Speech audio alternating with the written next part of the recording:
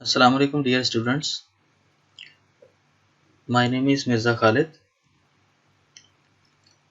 and I am subject specialist in chemistry at DPS and Inter College Sahiwal. Let us start our today's lesson.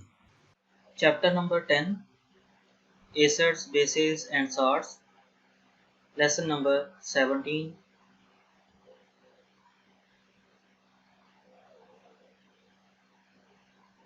तो आज के हमारे learning objectives होंगे types of salts. इससे पहले आपने सॉल्ट्स की डेफिनेशन पढ़ी है, कैरेक्टरिस्टिक्स ऑफ सॉल्ट्स पढ़े हैं, preparation of soluble salts, preparation of insoluble salts पढ़ा है।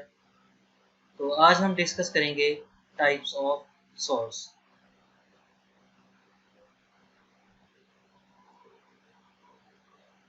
There are 6 types of salts. First is normal salts or neutral salts. Second is acidic salts. Third is basic salts. Fourth, double salts. Fifth, mixed salts. Sixth, complex salts. Types of salts से पहले हम कुछ important चीज़ें discuss कर लेते हैं। आपने Organics concept में पढ़ा है, एसिड्स जो हैं वो सब्सटेंसेस होते हैं जो अपने एक्वस सॉल्यूशन में हाइड्रोजन आयन प्रोड्यूस करते हैं। जैसा कि देखें, हाइड्रोक्लोरिक एसिड, सल्फ्यूरिक एसिड और फास्फोरिक एसिड जो हैं वो अपने एक्वस सॉल्यूशन में हाइड्रोजन आयन प्रोड्यूस कर रहे हैं। किसी भी एसिड में आयोनाइजेबल हाइड्रोजन आयन से मुराद ये है कि वो अपने एक्वस सॉल्यूशन में कितने हाइड्रोजन आयन प्रोड्यूस कर रहा है। मसलन हाइड्रोक्लोरिक एसिड एक हाइड्रोजन आयन प्रोड्यूस कर रहा है, H2SO4 में आयोनाइजेबल हाइड्रोजन आयंस 2 हैं, फास्फोरिक एसिड में आयोनाइजेबल हाइड्रोजन आयंस 3 हैं। आर्गेनिक्स के मुताबिक बेसिस वो सब्सटेंसेस होते हैं जो अपने एक्वस सॉल्यूशन में हाइड्रोक्साइड आयंस यानी OH आयंस प्रोड्यूस करते हैं। सोडियम हाइड्रोक्साइड है, कैल्शियम हाइड्रोक्साइड है, एल्यूमिनियम हाइड्रोक्साइड है, ये तीनों सब्सटेंसेस अपने एक्वस सॉल्यूशन में हाइड्रोक्साइड आयंस प्रोड्यूस करते हैं। किसी भी बेस में ionisable OH ions hydroxide ions से मुराद ये है कि वो अपने एक्वस सॉल्यूशन में कितने OH आयन प्रोड्यूस करता है। पहले एग्जांपल में देखें, सोडियम हाइड्रोक्साइड एक OH आयन प्रोड्यूस करता है, calcium hydroxide 2 OH ions produce करता है और एल्यूमिनियम हाइड्रोक्साइड 3 हाइड्रोक्साइड आयंस मतलब 3 OH आयंस प्रोड्यूस करता है। तो फर्स्ट टाइप हम डिस्कस करते हैं, नॉर्मल सॉल्ट्स और न्यूट्रल सॉल्ट्स।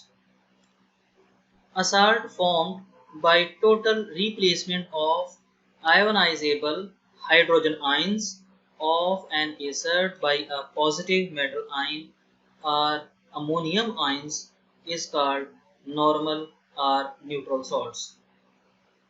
यानी ये साल्ट तब बनते हैं कि जब किसी भी एसिड के तमाम हाइड्रोजन आयंस रिप्लेस हो जाए। किससे रिप्लेस हो जाएं? या तो पॉजिटिव मेटल आयन से या अमोनियम आयन से, तब बनते हैं नॉर्मल और न्यूट्रल सॉल्ट्स। इन सॉल्ट्स का जो एक्वस सॉल्यूशन होता है वो न्यूट्रल होता है। these salts are neutral to litmus। First example में देखें कि HCl हमारे पास हाइड्रोक्लोरिक एसिड है और इसमें आयोनाइजेबल हाइड्रोजन आयन एक ही है। अब इसी हाइड्रोजन आयन को रिप्लेस करेगी मेटल। तो मेटल कहाँ से आएगी? ये साथ हम इसका रिएक्शन करवा रहे हैं KOH से, और पोटेशियम हाइड्रोक्साइड की ये जो पोटेशियम मेटल है ये रिप्लेस करेगी इस एसिड का हाइड्रोजन आयन। जब पोटेशियम मेटल इस के हाइड्रोजन की जगह पे आ जाएगी तो ये बन जाएगा पोटेशियम क्लोराइड साल्ट और साथ बनेगा वाटर। अब ये जो सॉल्ट है KCl, इसका एक्वस सॉल्यूशन न्यूट्रल होगा। दूसरी एग्जांपल में देखें, यहाँ पे एसिड है H3PO4 फॉस्फोरिक एसिड, और इस एसिड में आयोनाइजेबल हाइड्रोजन आयंस जो हैं वो 3 हैं, और इन तीनों आयोनाइजेबल हाइड्रोजन आयंस को रिप्लेस करेगी मेटल। और चूंकि आयोनाइजेबल हाइड्रोजन आयंस 3 हैं, इसलिए यहाँ पे मेटल भी 3 ही आएंगी। इसलिए यहाँ पे हमने लिया है 3NaOH, 3 मोल हैं सोडियम हाइड्रोक्साइड के। तो यहाँ से 3 सोडियम जो हैं वो इस फास्फोरिक एसिड के तीनों हाइड्रोजन आयंस जो हैं इसको रिप्लेस कर देंगे, और इससे क्या बनेगा, सोडियम फॉस्फेट, और साथ बनेगा वाटर। ये सोडियम फॉस्फेट को जब हम वाटर में डिसॉल्व करेंगे, इसका रिजल्टिंग सॉल्यूशन भी न्यूट्रल होगा। हमने डेफिनेशन में नॉर्मल सॉल्ट की डेफिनेशन में ये भी पढ़ा था कि एसिड के जो हाइड्रोजन आयंस हैं वो उनको अमोनियम आयन भी रिप्लेस कर सकता है, मेटल के अलावा अमोनियम आयन भी रिप्लेस कर सकता है। तो ये एग्जांपल इसमें देखें कि एसिड है HNO3 नाइट्रिक एसिड। अब इसमें जो आयोनाइजेबल हाइड्रोजन आयन है वो एक ही है, और इसको ये रिप्लेस करेगा अमोनियम NH4OH में। ये जो अमोनियम है ये रिप्लेस करेगा इस एसिड के हाइड्रोजन आयन को। तो अगर हम हाइड्रोजन आयन को यहाँ से रिप्लेस कर दें और इसकी जगह पे अमोनियम आयन लगा दें, तो ये क्या बनता है, NH4NO3 अमोनियम नाइट्रेट, और साथ बना है water. Acidic salts. These salts are formed by partial replacement of replaceable hydrogen ions of an acid by a positive metal ion. यानी ये साल्ट कब बनते हैं कि जब कोई भी पॉजिटिव मेटल आयन किसी भी एसिड के सारे आयोनाइजेबल हाइड्रोजन आयंस को रिप्लेस ना कर सके, तब बनते हैं एसिडिक सॉल्ट्स। जैसे कि एग्जांपल में देखें कि H2SO4 में आयोनाइजेबल हाइड्रोजन आयंस 2 हैं, और KOH के साथ जब ये रिएक्ट करेगा तो इसमें पोटेशियम मेटल आयन जो है वो एक ही है। तो अब ये एक पोटेशियम मेटल आयन H2SO4 के दोनों हाइड्रोजन आयंस को रिप्लेस नहीं कर सकेगा, बल्कि एक को रिप्लेस कर सकेगा। तो इससे जब साल्ट बनेगा वो है KHSO4 प्लस H2O। तो ये जो KHSO4 है, पोटेशियम हाइड्रोजन सल्फेट, ये एक एसिडिक साल्ट है। अगर हम पोटेशियम हाइड्रोजन सल्फेट की आयनाइजेशन देखें तो इससे बनता है K positive ion, hydrogen ion और सल्फेट आयन। अब चूंकि इसके एक्वस सॉल्यूशन में हाइड्रोजन आयन प्रोड्यूस हो रहा है, और किसी भी सॉल्यूशन में जो एसिडिक प्रॉपर्टी होती है वो हाइड्रोजन आयन की वजह से ही होती है, इसलिए KHSO4 जो है ये एसिडिक साल्ट है। चूंकि इसका एक्वस सॉल्यूशन जो है वो एसिडिक प्रॉपर्टी रखता है due to presence of hydrogen ions, so these salts turn blue litmus red. Acidic salts react with bases to form normal salts. Acidic salt KHSO4 जब further किसी बेस से react करते हैं तो बना देते हैं नॉर्मल या फिर न्यूट्रल सॉल्ट्स।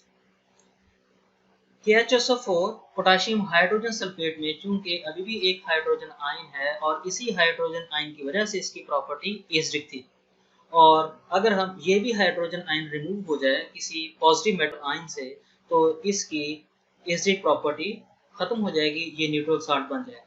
इसलिए हमने इसका रिएक्शन करवाया है मजीद बेस से, यानी KOH से। अब पोटेशियम हाइड्रोक्साइड की जो पोटेशियम मेटल आयन है ये रिमेनिंग हाइड्रोजन आयन को भी रिप्लेस कर देगी। तो इससे बनेगा फिर K2SO4 प्लस H2O। अब पोटेशियम सल्फेट जो है इसमें कोई भी हाइड्रोजन मौजूद नहीं है, हाइड्रोजन आयन मौजूद नहीं है, इसलिए ये एक न्यूट्रल सॉल्ट होगा।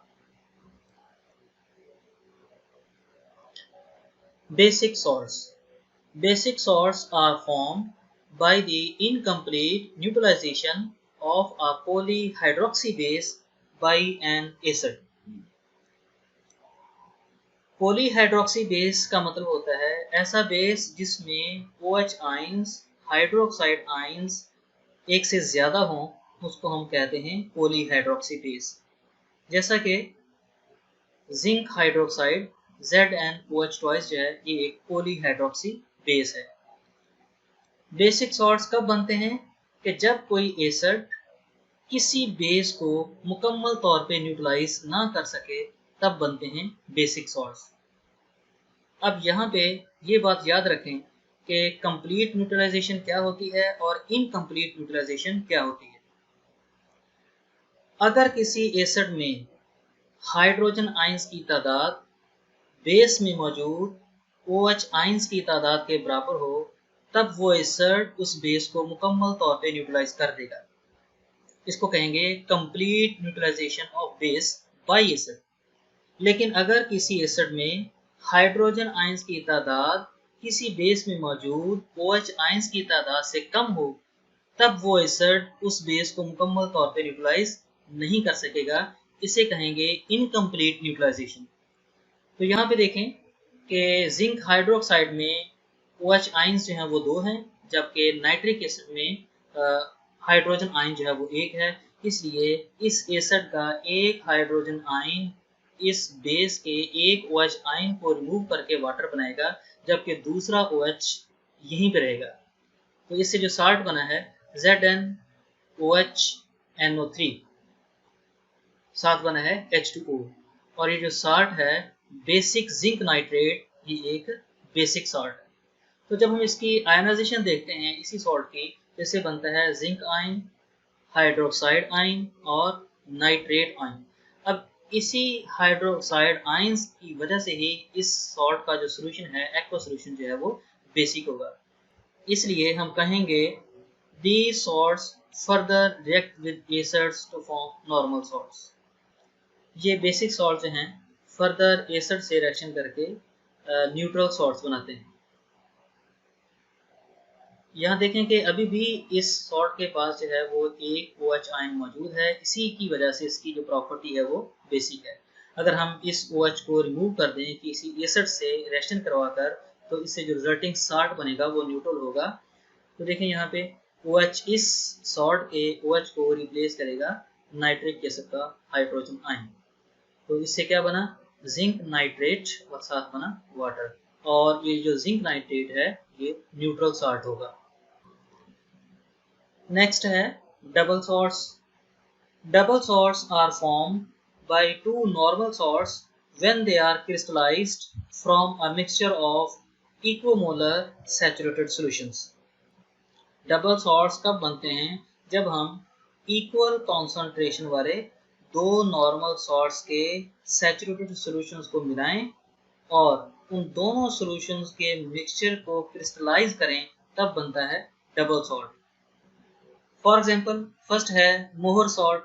मोहर सॉल्ट में दो सॉल्ट होते हैं, एक है फेरस सल्फेट FeSO4 और दूसरा होता है ammonium sulphate NH4 2SO4.6H2O। Potash alum में कौन से दो सॉल्ट होते हैं, K2SO4.Al2SO4 thrice.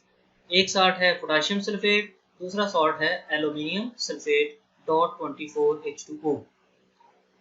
Third ferric alum, इसमें दो सॉल्ट होते हैं, एक है K2SO4 पोटाशियम सल्फेट और दूसरा है ferrous sulphate Fe2SO4 thrice .24H2O। The individual salt components retain their properties। Double salts में इंडिविजुअल सॉल्ट्स जो होते हैं, दोनों सॉल्ट्स जो हैं वो अपनी अपनी प्रॉपर्टीज शो करते हैं। यानी मोहर सॉल्ट में दो सॉल्ट हैं, एक है FeSO4 दूसरा है अमोनियम सल्फेट। ये दोनों सॉल्ट्स अपनी प्रॉपर्टीज को बरकरार रखेंगे। The anions and cations give their respective tests। In double salts में जितने भी एनाइन या कैटाइन होंगे वो अपना अपना रिस्पेक्टिव टेस्ट शो करते हैं।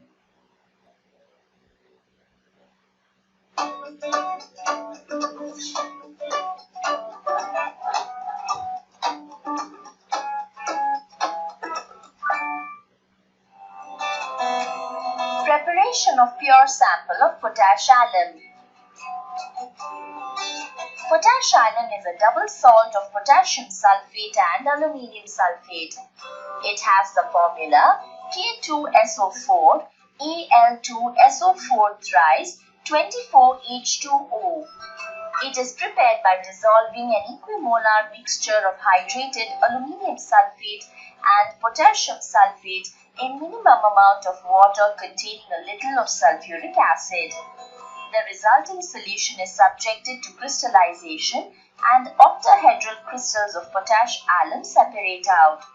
Our aim here is to prepare a pure sample of potash alum. Materials required: 2.5 grams potassium sulfate, 10 grams aluminium sulfate, dilute sulfuric acid, alcohol cold water mixture, distilled water, cold water, china dish, spatula, glass rod, beakers, measuring jars, crystallizing dish, watch glass, filter papers and hot plate. Procedure: take about 2.5 grams potassium sulfate crystals in a clean 250 milliliters beaker. Measure about 20 milliliters of distilled water in a measuring jar. Pour it into the beaker containing potassium sulfate crystals. Stir the solution using a glass rod to dissolve the crystals. If the crystals do not dissolve, warm the solution to dissolve the crystals. Now, take 10 grams of aluminium sulfate crystals in another 250 milliliters beaker. Pour another 20 milliliters distilled water into this beaker. To this, add about 1 milliliter of dilute sulfuric acid to prevent the hydrolysis of aluminium sulfate. Warm the beaker for about 5 minutes to obtain a clear solution. Now, transfer potassium sulfate solution into the china dish. Then, transfer aluminium sulfate solution into the same china dish. Mix the two solutions in the china dish using a glass rod. Heat the solution in the china dish over the hot plate. To avoid crust formation on the side of the dish, stir the solution continuously with the glass rod. When the volume of the solution is reduced to about 1/2 of its original volume, take a drop of the concentrated solution at the end of the glass rod and cool it by blowing. Formation of a thin crust indicates that the crystallization point has reached. Now transfer the hot saturated solution into the crystallizing dish. Place the crystallizing dish in a trough containing cold water. Cover the dish with the watch glass and allow it to cool slowly for some time. On cooling, colorless crystals of potash alum separate out. Wash the crystals 2 or 3 times with a little alcohol containing a small amount of cold water. Using the spatula, remove the crystals to a filter paper which soaks up the solution. Transfer the crystals to another filter paper and dry by pressing them gently between the folds of the filter paper. Now, transfer the crystals into a watch glass. The crystals of pure potash alum are colorless and are octahedral in shape. Precautions: the solution should be evaporated slowly by gently heating during concentration. Cool the solution slowly to get good crystals.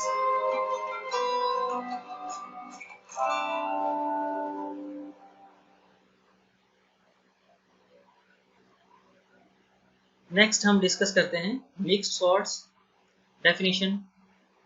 Mixed salts contain more than one basic और acidic radicals. Mixed salts में एक से ज़्यादा acidic या basic radicals होते हैं. यानी mixed salt वो होते हैं जिसमें एक से ज़्यादा एसिडिक या बेसिक रेडिकल्स मौजूद हों. जैसा कि ब्लीचिंग पाउडर, फार्मूला है इसका CaOClCl, कैल्शियम ऑक्सीक्लोराइड, इसको हम ऐसे भी लिखते हैं CaOCl2. कैल्शियम ऑक्सीक्लोराइड यानी ब्लीचिंग पाउडर एक मिक्स्ड सॉल्ट है. इसको समझने के लिए पहले एग्जांपल देखें. NaOH plus HCl leads to NaCl plus H2O, यानी बेस और एसिड रिएक्ट करते हैं और बनता है सॉल्ट और वाटर. और NaCl क्या है? एक सॉल्ट है. किसी भी सॉल्ट में दो तरह के रेडिकल होते हैं, एसिडिक रेडिकल और बेसिक रेडिकल. अगर हम NaCl की आयोनाइजेशन देखें तो इससे बनता है Na पॉजिटिव और Cl नेगेटिव. NaCl में ये जो Na पॉजिटिव है ये कहाँ से आया है? बेस की तरफ से, NaOH की तरफ से. इसलिए इसे कहेंगे basic radical.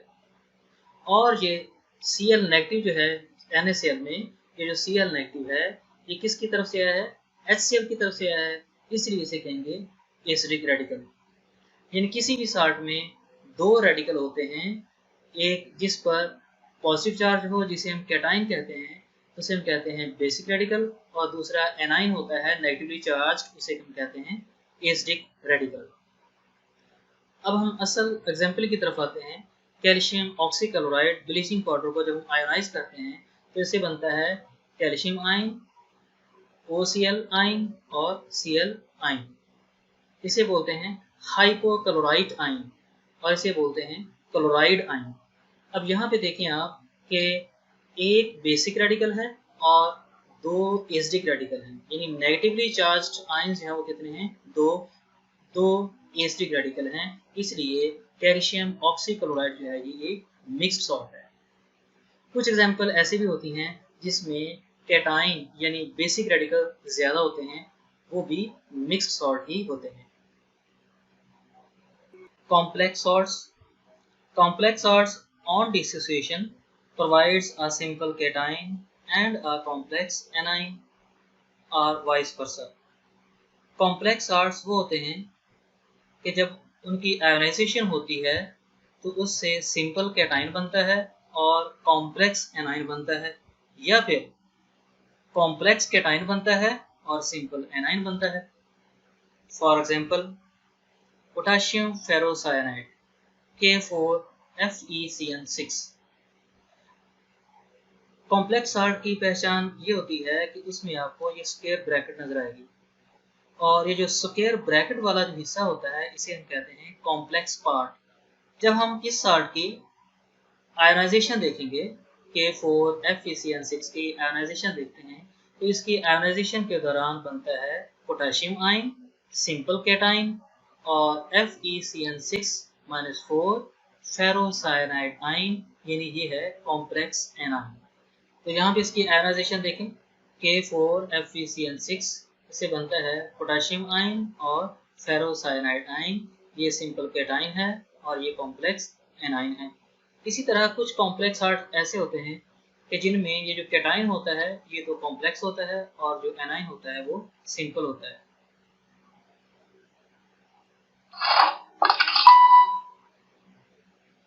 Classification of salts. Salts can be classified into different types. Normal salts. Normal salts are salts formed by the complete replacement of hydrogen ion of an acid molecule by a basic radical. Example: NaCl, sodium chloride, CuSO4, copper sulfate, AgCl, silver chloride, etc. NaOH, sodium hydroxide, plus HCl, hydrochloric acid gives NaCl, sodium chloride, plus H2O, water. Acid salt.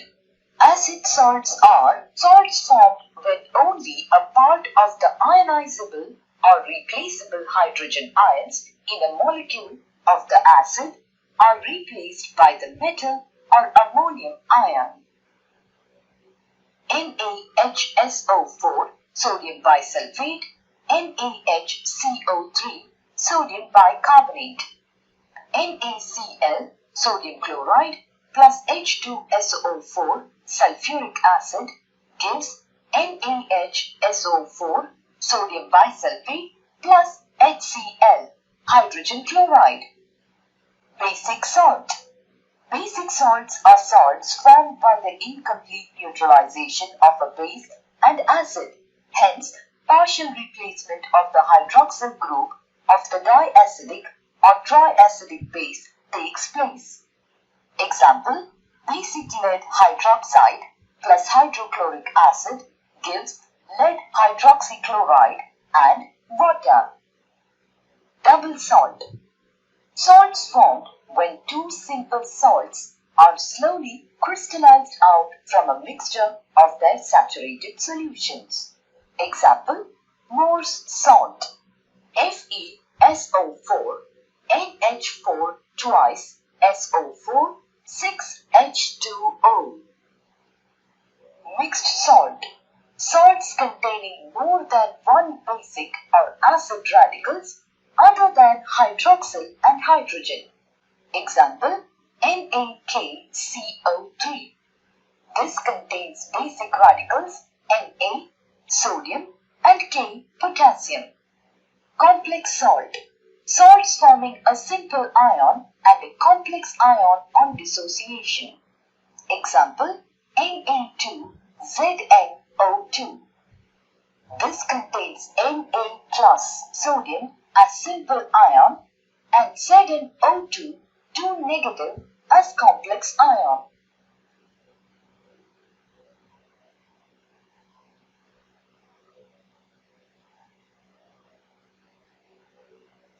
और आखिर पे कुछ questions.